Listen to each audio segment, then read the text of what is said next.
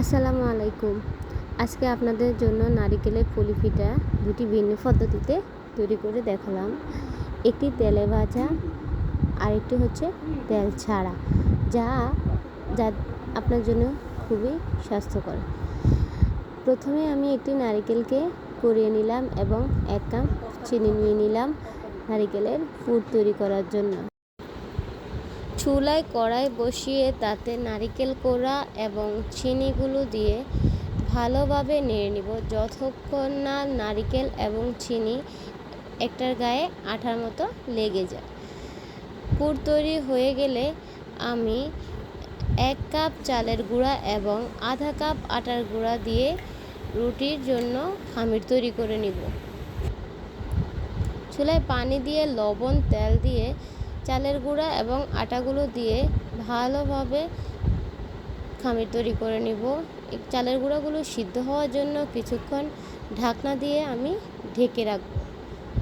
2 মিনিটের মতো ঢেকে রাখার পর উঠিয়ে ভালোভাবে পানির সাথে মিশে খামির তৈরি করে নিব। খামির তৈরি হয়ে গেলে গরম গরম অবস্থায় রুটির জন্য ডো তৈরি করে নিব, তাতে রুটিটি সফট হবে, খেতেও ভালো লাগবে।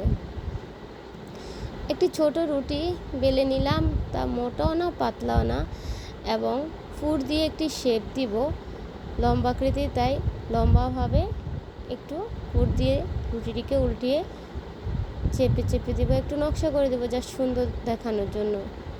বাড়তি অংশটুকু আমি একটি ছুরির সাহায্যে কেটে ফেলে দিব,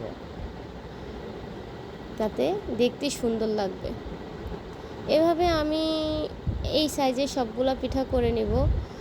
আবার এইরকম পুর দিয়ে আরও কয়েকটি নকশা করানো যায়, যেমন আমি আরও 2টি দেখালাম। একটি হচ্ছে ত্রিভুজাকৃতি আর একটি হবে চমচাকৃতি। এই ত্রিভুজের মতো পুরটিকে সাজিয়ে আঙ্গুল দিয়ে রুটিটিকে চেপে দিলে সুন্দর হবে। এভাবে নকশা করার মানে হচ্ছে যাতে পুরটা ভেতর থেকে বের হয়ে না আসে এবং রুটির সাথে আটকে থাকে, পিঠাও খেতে ভালো লাগে।